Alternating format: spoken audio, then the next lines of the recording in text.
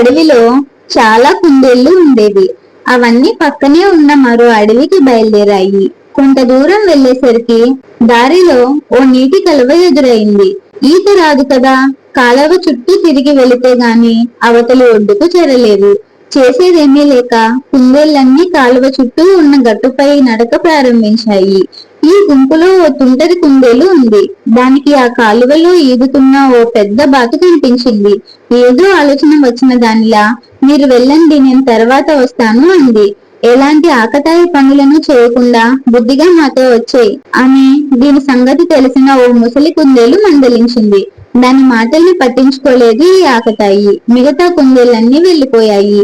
ఓయ్ బాతుమామ, నిన్నే, నువ్వు చాలా అందంగా ఉన్నావోయ్, నీటిలో భలేగా ఎదుగుతున్నావే, కాలువ మధ్యలో ఉన్న బాతుకు వినిపించేలా అంది కుందేలు.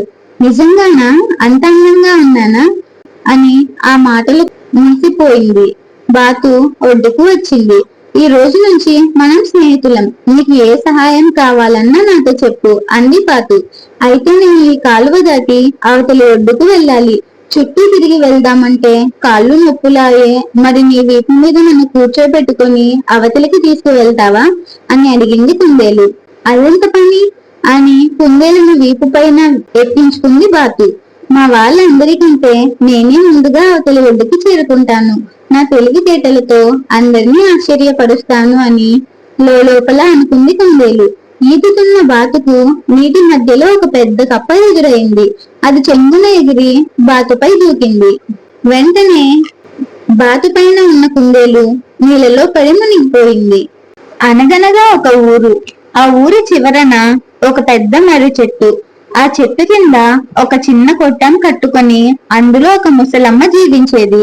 ముసలమ్మ మహాధైర్యవంతురాలు. కొట్టానికి దగ్గరలోనే పెద్ద అడవి ఉండేది. అయినా కూడా ఆమెకు ఏమాత్రం భయం వేసేది కాదు. పైగా ఆ ముసలమ్మ ఒకతే రోజు అడవికి పోయి ఆయా కాలాలలో అడవిలో దొరికే రేగుపళ్ళు, మేడిపళ్ళు, బలిజ పళ్ళు, నేరేడు పళ్ళు వంటి రకరకాల పళ్ళను బుట్ట నిండా ఏరి తెచ్చేది. వాటిని ఊర్లో అమ్మి వచ్చిన డబ్బుతో హాయిగా జీవించేది. ఇలా ఉండగా ఒకనాడు పండ్ల కోసం అడవికి వెళ్లిన ముసలమ్మ ఆ అడవిలో ఉండే 2 పిల్ల దయ్యాల కంట పడింది. ముసలమ్మను చూడగానే పిల్ల దయ్యాలకు కాళ్ళు చేతులు ఉలవలా అన్నాయి. ముసలమ్మను ఆట పట్టించాలన్న ఆలోచన ఆ తుంటరి పిల్ల దయ్యాలు రెండింటికి ఒకేసారి కలిగింది. ఆ ఆలోచన రాగానే అవి రెండు ముసలమ్మకు దగ్గరగా వెళ్లి ఏదైనా చేద్దాం అనుకున్నాయి. కానీ కొంచెం ఆలోచించిన మీదట తొందరపడకుండా కాస్త ఆగి ముసలమ్మను వెంబడించి ఏడిపించటమే మంచిదనుకున్నాయి. ఇక ముసలమ్మేమో పళ్ళంటిని బుట్ట నిండా ఏరి ఆ బుట్టను నెత్తిన పెట్టుకొని నేరుగా ఇంటికి నడిచి వెళ్ళింది. దయ్యాలు రెండింటికి ముసలమ్మ కొట్టం ఉన్న మర్రి చెట్టును చూడగానే చాలా సంతోషం వేసింది. 2 మర్రి ఊడలు పట్టుకొని ఊగడం ప్రారంభించాయి. అంతలో ముసలమ్మ బయలుదేరి ఊళ్ళోకి వెళ్లి పళ్ళన్నీ అమ్మి చీకటి పడే పొద్దుకు ఇంటికి తిరిగి వచ్చింది. అప్పటికి ఆ పిల్ల దయ్యాలు 2 ఊగి ఊగి బాగా అలసిపోయి ఉన్నాయి. పైగా ఆకలి దంచుతూ ఉన్నది. ఇక అవి 2 అవ్వకు కనిపించాలనుకుని ఒక్కసారిగా కనిపించి ఇక్కిలించాయి. ఉన్నట్టుండి ఊడిపడ్డ 2 దయ్యాలను చూసి ముసలమ్మ కంగుతింది. కానీ లేని గంభీర్యాన్ని నటిస్తూ ఎవరు మీరు, ఏం కావాలి మీకు అని ప్రశ్నలు వేసింది దర్జాగా. మేం దయ్యాలం, మాకు ఇప్పటికిప్పుడు చేసిన వేడి వేడి రొట్టెలు కావాలి అని దయ్యాలు 2 ఏకకంఠంగా అరిచాయి. ముసలమ్మకు ఏం చేయాలో అర్థం కాలేదు. అయినా ఆలోచించుకునేందుకు సమయం దొరుకుతుందిలేమని ఆమె ప్రశాంతంగా రొట్టెలు చేయడానికి పూనుకున్నది. రొట్టెలు చేస్తూ చేస్తూ దయ్యాలకు తిక్క కుదిరించడం ఎలా అని ఆలోచించేసుకుంది ముసలమ్మ. ఆ పైన పథకం ప్రకారం 3 జొన్న రొట్టెలను చేసి వాటిని ఒకే కంచంలో పెట్టి దయ్యాల ముందు ఉంచింది.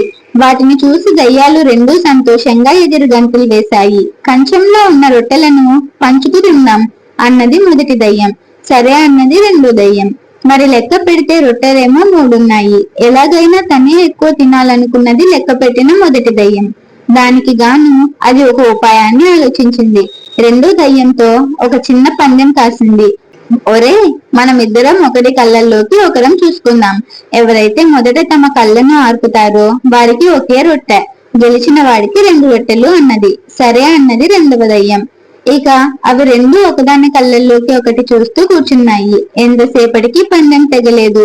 అవి దయ్యాలు కదా, కళ్ళు రెప్పలు ఆర్పలేవాయే.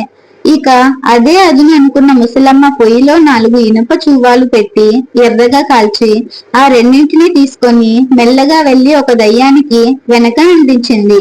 ఆ వేడికి దయ్యానికి కళ్ళు కాదు కదా, ప్రాణమే పోయినంత పనయింది. అది ఎగిరి దూకి బోర్లా పడి మొత్తుకోసాగింది. తనే గెలిచానన్న సంతోషంలో ఉన్న రెండో దయ్యం అవ్వ చేతిలో చేరుకున్న మరో 2 చువ్వాలని గమనించలేదు. అది గంతులేసుకుంటూ నాకు రెండు అని బిగ్గరగా అరిచింది. రెండేం కర్మ, 4 ఇస్తానని అవ్వ దానికి 2 అంటించింది. ఆ వాతల దెబ్బలకు దయ్యాలు రెండూ ఒకసారిగా అక్కడి నుండి అదృశ్యమయ్యాయి. 3 రొట్టెల్ని మిగుల్చుకున్న అవ్వ వాటిని తిని హాయిగా నిద్రపోయింది. 10వ తరగతి చదువుతున్న మహేష్ కు రచయిత చక్రపాణి గారంటే చాలా ఇష్టం. చక్రపాణి గారి కథలను, నవలలను వినకుండా చదువుతాడు. చక్రపాణి గారిని చూడడానికి ముఖాముఖి మాట్లాడాలని ఎంతో ఆశగా ఉండేది మహేష్ కి.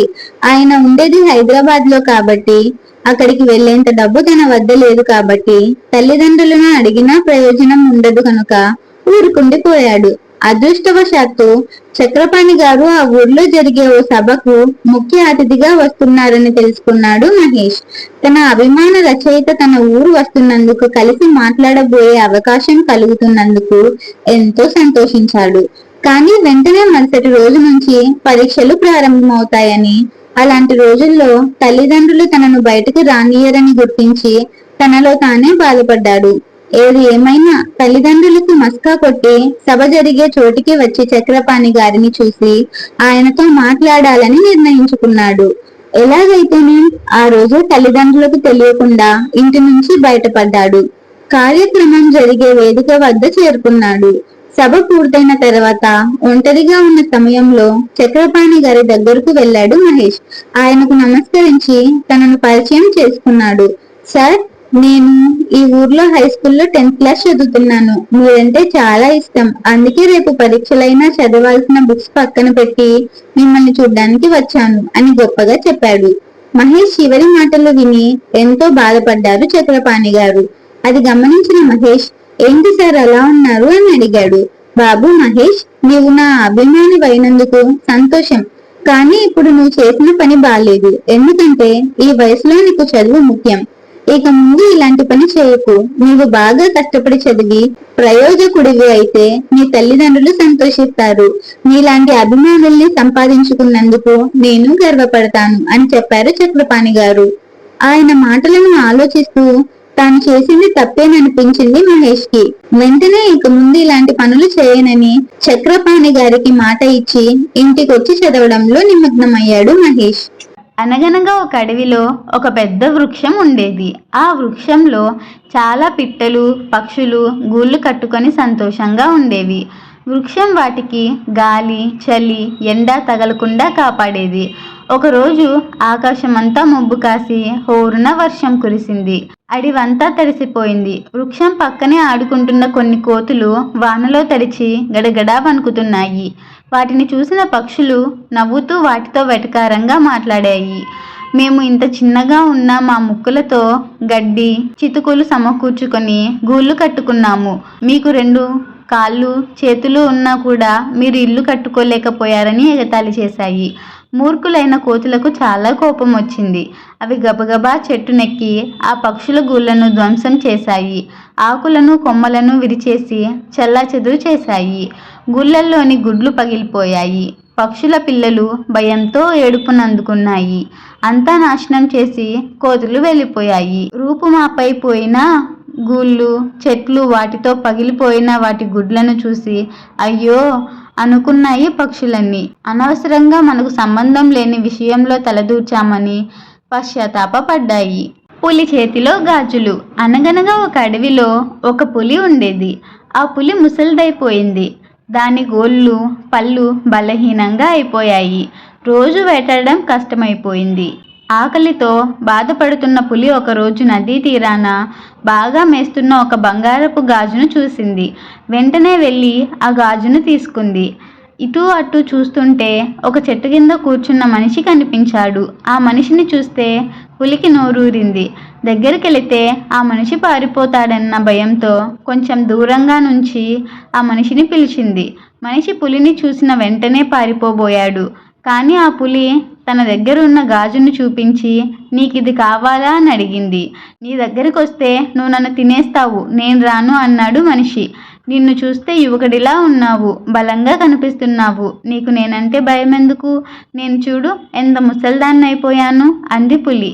ఈ మాటని విని ధైర్యం తెచ్చుకున్న మనిషి గాజును సంపాదించుకుందామన్న దురాశతో పులి దగ్గరకు వెళ్ళాడు. వెంటనే పులి మనిషి మీదకు దూకి అతన్ని చంపి తినేసింది. నిజంగానే దురాశ దుఃఖానికి చేటు. ధనవంతురాలి గిన్నె. అనగనగా ఒక ఊరిలో ఒక ధనవంతురాలు ఉండేది. ఒకరోజు ఆవిడ దగ్గర పొరుగింటి ఆమె వచ్చి ఒక గిన్నె అడిగి తీసుకుంది. తిరిగి ఇచ్చేటప్పుడు ఆ గిన్నెతో పాటు మరో చిన్న గిన్నెను కూడా ఇచ్చింది. ధనవంతురాలు చాలా ఆశ్చర్యపోయింది. 2 గిన్నెలు ఇచ్చావేంటి అని అడిగింది. అప్పుడు గిన్నె పిల్లని పెట్టింది, అందుకనే ఇస్తున్నాను అని బదిలిచ్చింది పక్కింటామ. కొన్ని రోజులు గడిచాయి. పొరుగింటామ మళ్ళీ ఒక గిన్నె కోసం వచ్చింది. ధనవంతురాలు చాలా సంతోషంగా గిన్నెను ఇచ్చింది. ఈసారి తిరిగి ఇచ్చేటప్పుడు ఎలాంటి గిన్నెను ఇస్తుందోనని ఆతృతతో ఎదురు చూసింది. కానీ పొరుగింటామ అసలు గిన్నెను తిరిగి ఇవ్వలేదు. చాలా రోజులు చూశాక ఆ ధనవంతురాలే వెళ్ళి గిన్నె గురించి అడిగింది. పొరుగింటామె ఏడుపు మొహం పెట్టి, మీ గిన్నె చనిపోయిందండి అని దుఃఖ సమాచారం చెప్పింది. గిన్నె చనిపోవడం ఏమిటని ధనవంతురాలు మహా ఆశ్చర్యంగా అడిగింది. దానికి పొరుగింటామ, గిన్నె పిల్లని పెట్టగా లేనిది చనిపోతే ఆశ్చర్యం ఎందుకు అని అడిగింది. ఇది విన్న ధనవంతురాలు ఏమీ మాట్లాడలేక ఇంటికి వెళ్ళిపోయింది.